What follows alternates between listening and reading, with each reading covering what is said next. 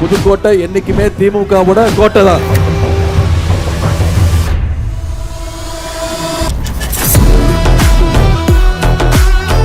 இந்த முறை 6க்கு 6 சிக்ஸர் அடிக்கணும். 100% வெற்றியை புதுக்கோட்டை மாவட்டம் பெற்றுச்சு அப்படின்னு நீங்க செஞ்சு காட்டணும். அது இந்த புதுக்கோட்டை சட்டமன்ற தொகுதி தான் இருக்கிறதுலே அதிகமான வாக்கு வித்தியாசத்தில் ஜெயிச்சது அப்படிங்கறத நீங்க செஞ்சு காட்டணும். செய்வீங்களா?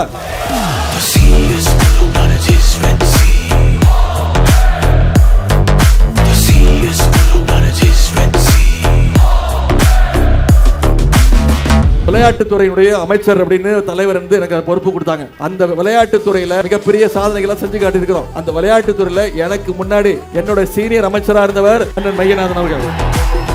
என் சீனியருக்கு ஜூனியர் நான் வாக்கு கேட்டு வந்திருக்கிறேன். வச்சிருக்கீங்களா?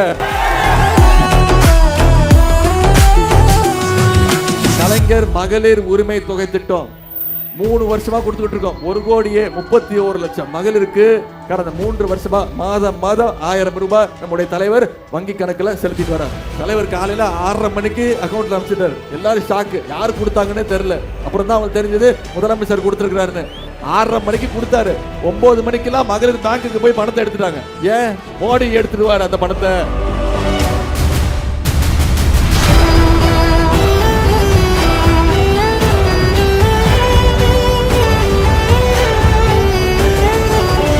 மட்டும் போன முறை நம்ம மிஸ் பண்ணிட்டோம். இந்த முறை மிஸ் பண்ணாம ஜெயிச்சு காட்டி புதுக்கோட்டை மாவட்டம் 100% 100% வெற்றிங்கிறத இந்த முறை நம்ம நிரூபிச்சு காட்டணும். பண்ணுவோமா?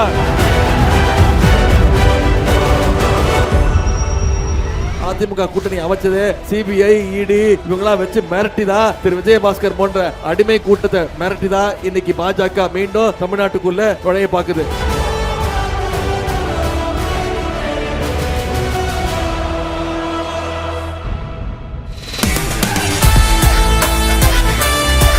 இடத்துல நம்முடைய தலைவர் ஒரு வெற்றி வேட்பாளரை ஒப்படைச்சிருக்கிறார். அண்ணன் அசோக்குமார் அவர்களுக்கு நீங்கெல்லாம் உதயசூரியன்ல வாக்களிச்சு அவரை சட்டமன்ற உறுப்பினரா ஆக்கி அவரை வெற்றி பெற வைங்க. நிச்சயம் நம்முடைய திராவிட மாடல் 2.2 ஆட்சி தான் அமைய போகுது. மீண்டும் நம்முடைய தலைவர் தான் முதலமைச்சரா உட்கார போறார்.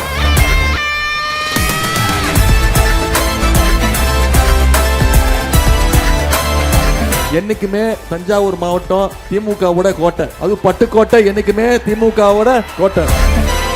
வருகின்ற சட்டமன்ற தேர்தலில் நீங்க உதயசூரியன் சின்னத்தை வாக்களிச்சு மிகப்பெரிய வெற்றியை அண்ணன் அண்ணாதுரை அவருக்கு தேடி தரணும். இந்தியாவிலே நம்முடைய தமிழ்நாடு வளர்கின்ற மாநிலங்கள்ல நம்பர் 1 11.19% வளர்ச்சியோடு இன்னைக்கு இந்தியாவிலே தமிழ்நாடு நம்பர் 1 ஸ்டேட் அப்படின்னு இடத்தை பிடிச்சிருக்கிறோம்.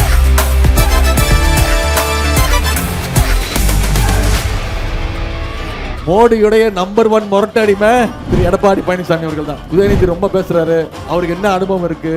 அவருக்கு இருக்கக்கூடிய அனுபவம் எனக்கு நிச்சயமா கிடையாது. கீழே ஒருத்தர் படுத்திருக்காரு, அது யாரும் தெரியுதா?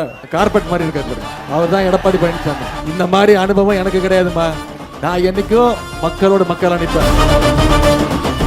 கலைஞர் அடிக்கடி சொல்வார், நான் டெல்டா காரன் அப்படின்னு சொல்வார். நம்முடைய தலைவரும் சொல்வார், நானும் டெல்டா காரன். இப்ப நான் சொல்றேன், நானும் டெல்டா காரங்கிற உரிமையோடு உங்களை எல்லாம் சந்திக்க நான் வந்திருக்கிறேன். தஞ்சாவூர் மாவட்டம் தான், ஒருங்கிணைந்த தஞ்சாவூர் மாவட்டம் தான் நம்முடைய முத்தமிழர் கலைஞர் அவர்களை கொடுத்த மாவட்டம். இந்திய தமிழ்நாட்டுக்குள்ள தெரிப்பதற்கான முயற்சி நியூ எஜுகேஷன் பாலிசி, புதிய கல்விக் கொள்கை. திரு எடப்பாடி பழனிசாமி அவர்களை நீங்க சொல்லுங்க, நீங்க புதிய கல்விக் கொள்கை ஏத்துப்பீங்களா? நிச்சயம் தமிழ்நாட்டு மக்கள் என்னைக்குமே இந்தி திணிப்ப அனுமதிக்க மாட்டோம்.